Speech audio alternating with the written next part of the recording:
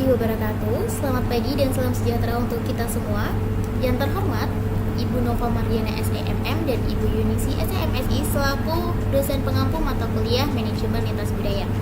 Kami dari kelompok 14 yang akan memaparkan materi mengenai chapter 15 terkait Negotiating and Internationality dengan saya sendiri, Sayyidah Zahra dengan NPM 2311011022, dan saya bersama ketiga rekan saya, ada Kastilus Devandra dengan NPM akhir 004, ada Kitrindia Putri Dani dengan NPM akhir 011, dan MAD Kurniawan dengan NPM akhir 037.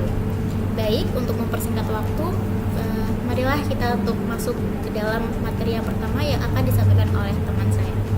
Baik, pertama saya akan membahas tentang hakikat negosiasi. Nah, jadi dalam dunia barat ini, negosiasi sering diartikan sebagai proses rasional untuk menyelesaikan atau memecahkan masalah yang berfokus pada diskusi, pengajuan ide, dan pencapaian solusi yang disepakati. Nah, jadi dalam negosiasi ini terdapat dua jenis strategi. Yang pertama itu ada strategi distributif atau win-lose. Nah, jadi pihak yang bernegosiasi adalah lawan yang berebut bagian terbesar untuk diri sendiri. Nah, jadi dalam strategi distributif ini terdapat satu pihak yang diuntungkan dan satu pihak yang dirugikan. Jadi negosiasi ini bersifat kompetitif bukan kooperatif. Nah, jadi strategi ini biasanya digunakan dalam transaksi satu kali, di mana hubungan jangka panjang ini tidak terlalu dipentingkan. Contohnya kita dapat menerapkan strategi ini pada saat kita menawar harga barang di pasar tradisional atau menjual aset dalam lelang. Dan yang kedua itu ada strategi integratif atau win-win. Jadi pihak yang bernegosiasi ini berkolaborasi untuk menciptakan nilai dan keuntungan yang bersama. Jadi di dalam strategi integratif ini kedua belah pihak ini sama-sama diuntungkan. Jadi negosiasi ini bersifat kooperatif dan terbuka. Biasanya strategi ini digunakan dalam hubungan jangka panjang seperti kemitraan bisnis, kerjasama lintas negara, dan proyek bersama. Selanjutnya, literatur barat ini sering berasumsi bahwa semua pihak ini berbagi pendekatan, sikap, dan nilai yang sama. Jadi asumsi ini sangat berbahaya dalam negosiasi internasional. Karena seperti yang kita tahu, setiap negara ini memiliki cara atau budaya yang unik dalam berinteraksi, berkomunikasi, dan juga dalam menyelesaikan konflik. Jadi jika negosiator ini tidak dapat memahami perbedaan tersebut, maka dapat memunculkan seperti terjadinya miskomunikasi, dapat menyebabkan munculnya persepsi negatif, dan juga dapat menyebabkan terjadinya kegagalan dalam negosiasi yang disebabkan tidak adanya rasa saling percaya. Selanjutnya kita akan melihat perbedaan budaya negosiasi antara budaya barat dan juga budaya Jepang. Jadi untuk budaya barat sendiri ini, ruang negosiasi sering dianggap sebagai tempat utama untuk menyampaikan argumen, tawar-menawar, menyelesaikan konflik, dan juga mencapai kesepakatan secara terbuka. Jadi keputusan ini seringkali bisa dibuat di tempat oleh individu yang berwenang, tanpa perlu kembali ke tim atau atasan. Dan untuk budaya Jepang ini, ruang negosiasi ini lebih bersifat untuk simbolis atau seremonial. Jadi bukan sebagai tempat untuk mengambil keputusan secara terbuka. Di fokusnya ini hanya untuk menjaga kehormatan, harmoni, dan hubungan. Jadi keputusan ini biasanya diambil melalui proses konsensus internal. Jadi pengambilan keputusan ini sering kali terjadi di belakang layar, melalui diskusi yang tertutup yang melibatkan semua pemangku kepentingan. Jadi perbedaan cara pandang dalam negosiasi lintas budaya ini merupakan tantangan yang besar. Jadi negosiator ini perlu memahami pola pikir, nilai, dan proses pengambilan keputusan budaya lain untuk mencegah terjadinya miskomunikasi dan membangun kesepakatan yang efektif. Aspek-aspek negosiasi, predisposisi perilaku dari para pihak. Yang pertama itu orientasi interpersonal, yang dimana terbagi menjadi dua, yaitu yang pertama budaya individualis, yang dimana fokus pada kepentingan diri sendiri, kompetitif, dan hasil utama atau kesepakatan. Dan yang kedua itu ada budaya kolektivis, yang dimana menghindari konflik, menjaga keharmonisan, fokus pada hubungan, dan saling percaya. Yang kedua ada orientasi kekuasaan. Siapa yang punya kekuasaan formal dan informal dalam negosiasi, serta siapa yang benar-benar membuat keputusan. Yang ketiga ada kemauan untuk mengambil resiko, yaitu terbagi menjadi tiga. Yang pertama ada birokrasi ketat, yaitu enggan mengambil resiko. Yang kedua itu ada delegasi wewenang, lebih berani mengambil keputusan. Contohnya itu Jepang memiliki uncertainty avoidance atau menghindari ketidakpastian yang tinggi, tetapi tetap mengambil resiko dengan perhitungan matang. Konsep dasar negosiasi.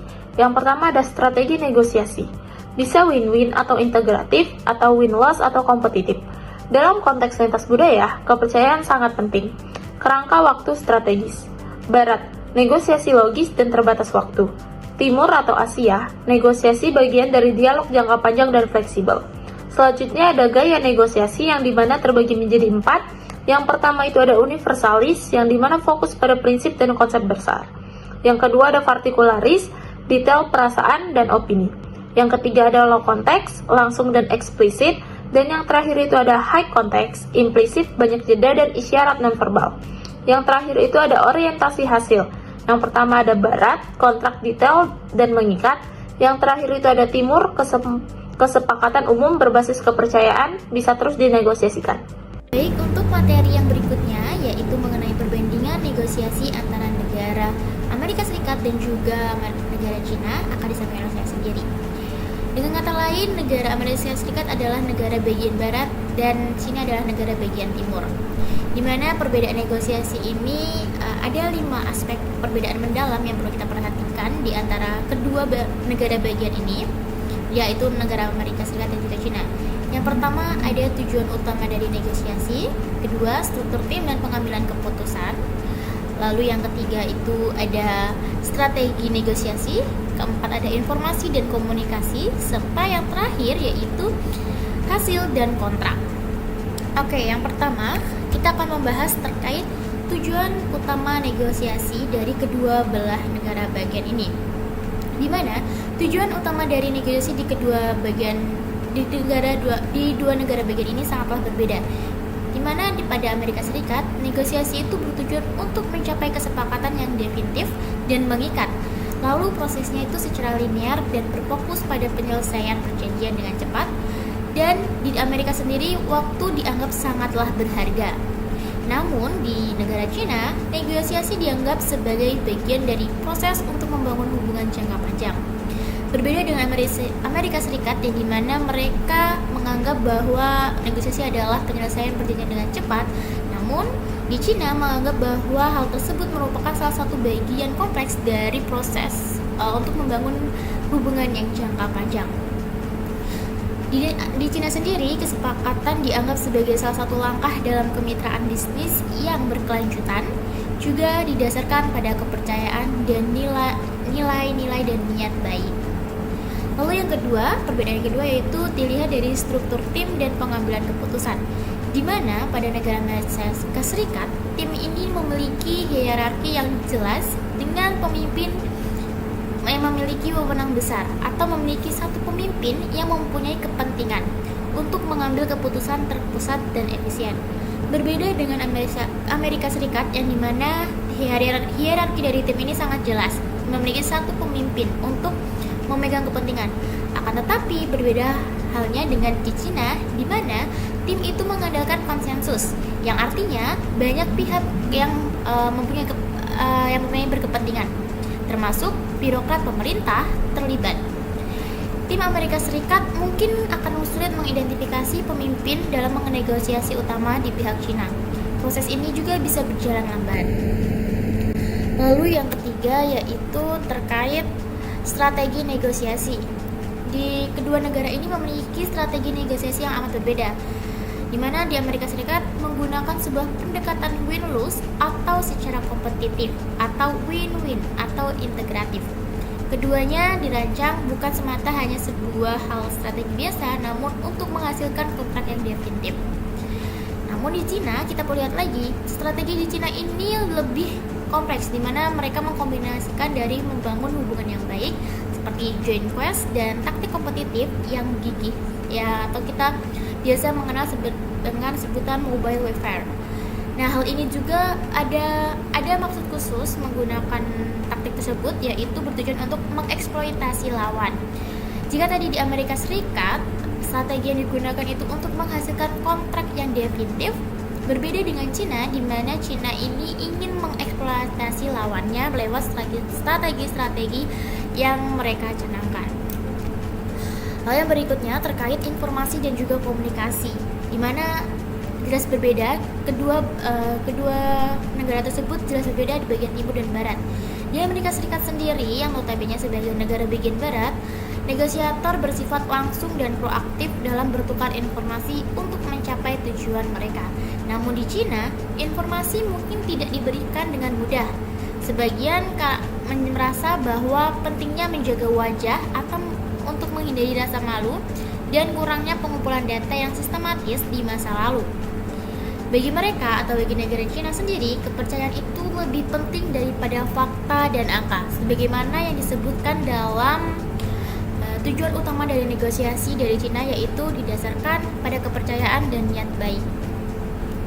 Lalu yang terakhir yaitu hasil dan kontrak, di mana di Amerika Serikat sendiri ada kriteria untuk hasil ideal, di mana di Amerika Serikat melihat hasil sebuah dari negosiasi itu dikategorikan ideal ketika kontrak itu disusun atau dihasilkan secara terperinci dan mengikat secara hukum yang final dan tidak dapat dinegosiasikan kembali. Berbeda atau lain halnya dengan di Cina, di mana kontrak dianggap sebagai dokumen yang fleksibel. Ketika tadi di Amerika Serikat bersifatnya mengikat secara hukum, akan tetapi di Cina negosiasi hanya sebatas dokumen yang fleksibel, yang dimana artinya bisa dirubah. Atau dengan kata lain, sebuah momen formal dalam pengembangan hubungan. Di Cina sendiri, kontrak itu didasarkan pada kepercayaan dan niat baik, dan mereka lebih suka kontrak yang lebih singkat dan samar-samar yang dapat ditinjau kembali di masa depan.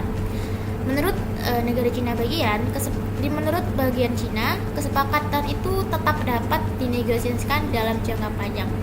Hasil dan kontrak ini sangatlah berbeda di antara kedua belah pihak. Oke, baik, itulah tadi materi mengenai perbedaan mengenai negosiasi antara Amerika Serikat dan juga Cina. Untuk materi yang selanjutnya akan disampaikan oleh rekan saya. Selanjutnya di sini saya akan membahas mengenai pepatah yang berbunyi "When in Rome, do as the Romans do", yang mana pepatah ini sering dijadikan sebagai prinsip dalam negosiasi lintas budaya.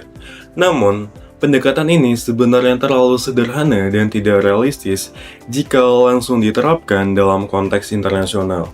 Mengapa? Dikarenakan dalam praktiknya, negosiasi tidak hanya melulu soal meniru budaya lawan bicara, tetapi juga melibatkan yang namanya dinamika kekuasaan, peran dominan, dan juga kepentingan yang berbeda-beda. Jadi sepenuhnya mengadopsi budaya lawan bicara pada saat negosiasi tidak memastikan bahwa negosiasi tersebut dapat menghasilkan suatu kesepakatan yang terbaik. Maka daripada itu, Weiss pada tahun 1994 sebagai alternatifnya, Weiss menawarkan suatu pendekatan yang lebih fleksibel. Intinya, negosiator tidak cukup hanya menyesuaikan diri secara kaku, tetapi juga perlu mengembangkan keterampilan individu, memahami konteks secara spesifik, dan juga memanfaatkan kemampuan pihak lain bila diperlukan. Jadi pendekatan ini lebih realistis karena menggabungkan antara adaptasi budaya dan juga kemampuan pribadi.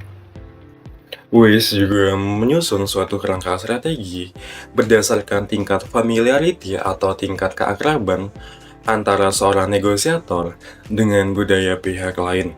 Yang dimana dalam kerangka strategi ini terdapat 3 tingkatan atau 3 level. Yang pertama adalah tingkat keakraban yang rendah, yang kedua adalah tingkat keakraban yang sedang, selanjutnya adalah tingkat keakraban yang tinggi.